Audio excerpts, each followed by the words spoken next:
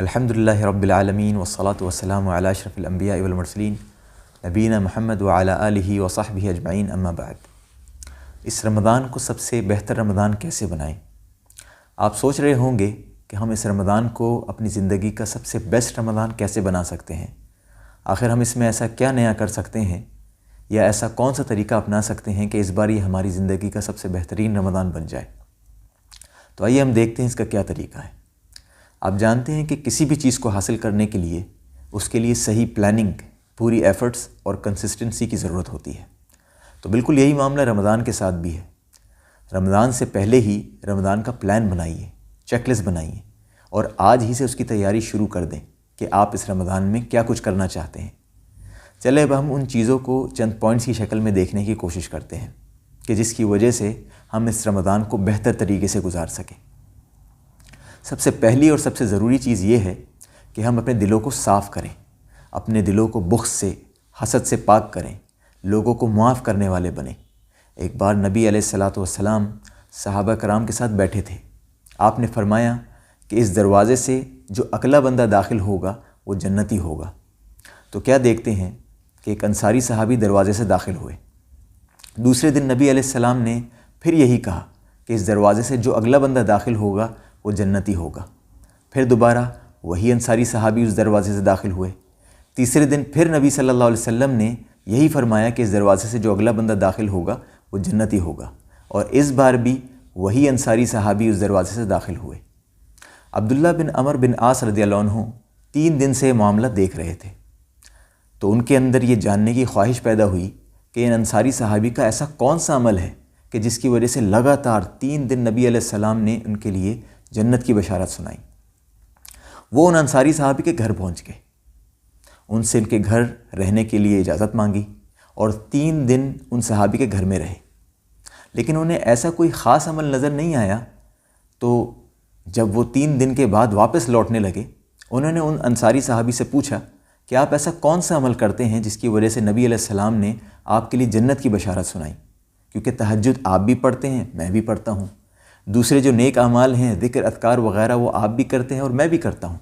لیکن میں نے کوئی ایسا خاص یا یونیک عمل نہیں دیکھا جو آپ کرتے ہیں اور وہ میں نہیں کرتا ہوں۔ ان صحابی نے کہا کہ میرے جو بھی اعمال ہیں وہ آپ کے سامنے ہیں۔ پھر جب عبداللہ بن عمر بن عاص رضی اللہ عنہ وہاں سے جانے لگے تو ان انصاری صحابی نے انہیں بلایا اور کہا کہ ایک عمل ایسا ہے جو میں کرتا ہوں، اور وہ یہ ہے کہ جب میں رات کو سونے لگتا ہوں تو اس سے پہلے میں اپنے دل کو تمام لوگوں کے لیے صاف کر دیتا ہوں اور انہیں معاف کر دیتا ہوں۔ سبحان اللہ، دل کو صاف کرنا ایک ایسا عظیم عمل ہے کہ جس کی وجہ سے انسان جنت کا حقدار بن سکتا ہے۔ تو سب سے پہلا کام یہ ہے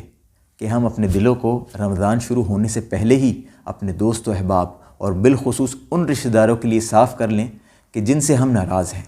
اور ہم انہیں اللہ تعالیٰ کے لیے معاف کر دیں۔ ان سے جا کر ملیں یا انہیں فون کریں اور ان کی غلطیوں کو معاف کر دیں، اس امید کے ساتھ کہ اللہ تعالیٰ بھی ہمیں معاف فرما دے گا اور اپنی جنت میں داخلہ عطا فرما دے گا۔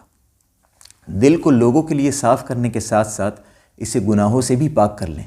رمضان شروع ہونے سے پہلے ہی اللہ تعالیٰ سے سچی توبہ کریں، اپنی بری عادتوں کو چھوڑ دیں تاکہ آپ اس رمضان میں پاک اور صاف دل کے ساتھ داخل ہوں۔ دوسرا کام یہ ہے کہ ہم ہمیشہ یہ بات اپنے ذہن میں رکھیں کہ ہمارا وقت بہت زیادہ قیمتی ہے، اور ہمیں اس بات کا خاص خیال رکھنا ہے کہ جتنے بھی ایسے کام ہیں جو کہ رمضان سے پہلے کیے جا سکتے ہیں تو انہیں ہم رمضان سے پہلے ہی کر کے ختم کر دیں، تاکہ بجائے اس کے کہ جو وقت ہم رمضان میں ان کاموں پر لگائیں، ہم اسی وقت کو رمضان میں دوسرے خیر کے اور نیکی کے کاموں پر لگا سکیں۔ ایسے بہت سے کام ہیں جو ہم رمضان سے پہلے ہی کر کے ختم کر سکتے ہیں۔ نمبر 1، اگر ہمارے ذہن میں کچھ سوالات ہیں روزے کے بارے میں کہ کس چیز سے ٹوٹے گا اور کس سے نہیں ٹوٹے گا، یا زکوٰۃ کے بارے میں کہ کسے دی جا سکتی ہے اور کسے نہیں دی جا سکتی، یا صدقۃ الفطر کے بارے میں کہ کب دینا ہے، کسے دینا ہے، کس جنس اور کتنی مقدار میں دینا ہے، تو ہم پہلے ہی سے ان تمام سوالوں کے جواب کسی معتبر ریلائبل عالم دین سے پوچھ سکتے ہیں، یا ان ٹاپکس پر ان کے دروس یا کتابوں کو پڑھ سکتے ہیں، تاکہ رمضان میں ہمارا یہ وقت بچ سکے۔ اور انشاءاللہ اس ویڈیو کی ڈسکرپشن میں چند علماء کے دروس کے لنکس ڈال دوں گا تاکہ آپ مذکورہ موضوعات کے بارے میں جان سکیں۔ نمبر 2، اگر آدمی کے گھر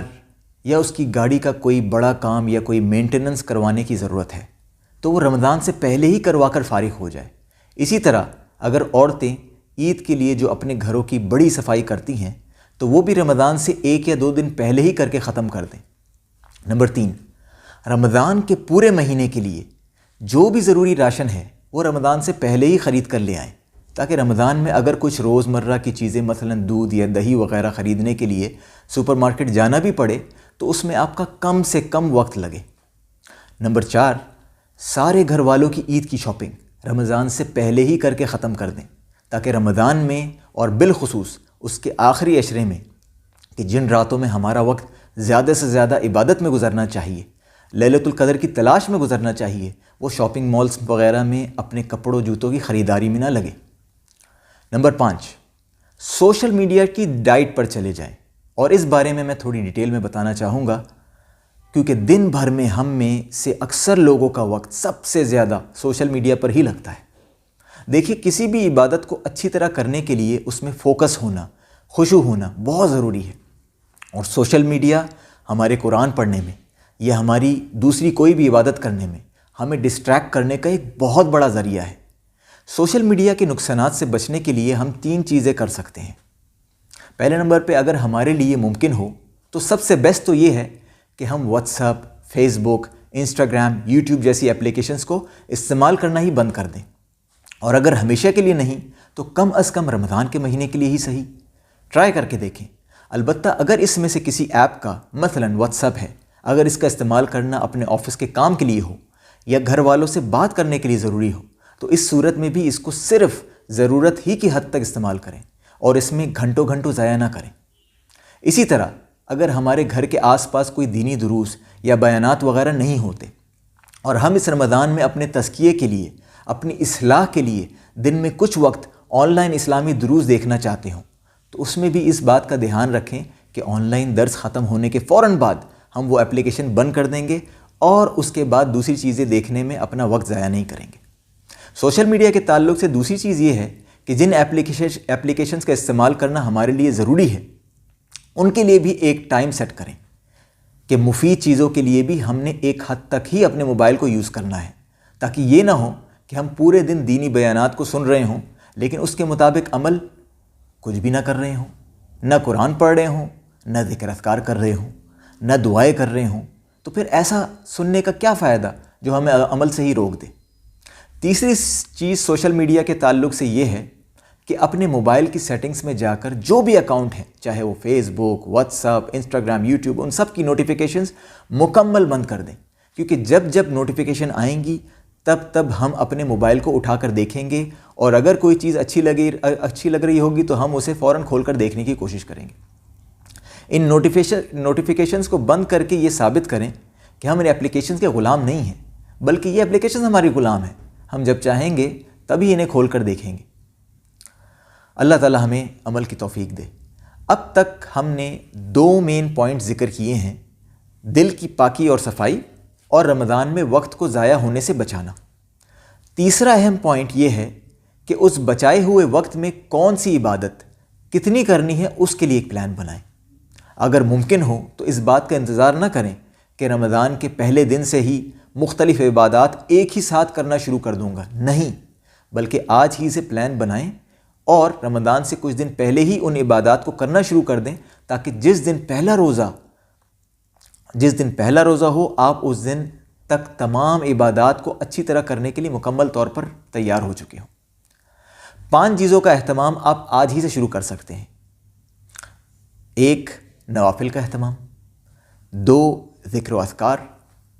3 صدقہ و خیرات، 4 قرآن کی تلاوت اور تدبر، اور 5 دعا۔ نوافل کا اہتمام مثلا 5 فرض نمازوں سے پہلے اور بعد میں پڑھنے والی سنتیں ہوں، صلاۃ الضحیٰ یا اوابین ہوں، تہجد ہو یا دیگر دوسرے نوافل ہوں۔ ذکر و اذکار مثلا صبح شام کے نماز کے بعد کے ذکر ہوں، سونے سے پہلے کے ذکر ہوں۔ اگر آپ کو یہ اذکار یاد نہ بھی ہوں تو حصن المسلم نامی کتاب سے دیکھ کر پڑھے جا سکتے ہیں۔ صدقہ و خیرات روزانہ نکالیں، چاہے تھوڑا ہی کیوں نہ ہو، اور رمضان میں اسے بڑھاتے چلے جائیں، خاص طور پر آخری عشرے میں۔ قرآن کی تلاوت اور تدبر جتنا بھی آپ پڑھ سکتے ہوں، رمضان میں اس کا پلان بنا لیں کہ کم از کم اپنے دن میں کتنا وقت آپ قرآن پڑھنے میں لگائیں گے اور کتنا وقت اس کو سمجھنے اور تدبر میں لگائیں گے۔ دعا، رمضان سے پہلے یہ دعا کریں کہ اللہ تعالیٰ رمضان کا مہینہ عطا فرمائے، اس میں عبادت کی توفیق دے، اور رمضان میں عبادات کی قبولیات کے لیے بھی دعا کریں، اپنے لیے، پوری امت کے لیے بھی مغفرت کی دعائیں کریں۔ ہر انسان کی اپنی کیپیسٹی ہوتی ہے، آپ اپنی کیپیسٹی کو خوب جانتے ہیں، تو اسی کے حساب سے ایک پلان بنائیے اور اس پر کنسسٹنٹ رہیں۔ لوگوں کے گھر میں راشن ڈلوائیں، لوگوں کو افطار کروائیں، غریبوں کی مدد کریں، اپنے رشتہ داروں کو نہ بھولیں، ان کے پاس اگر اچھے کھانے پینے کے لیے نہیں ہیں تو انہیں خرید کر دیں، صلہ رحمی کریں، اور یہ سوچ کر اس رمضان کو گزاریں کہ شاید یہ ہماری زندگی کا آخری رمضان ہو۔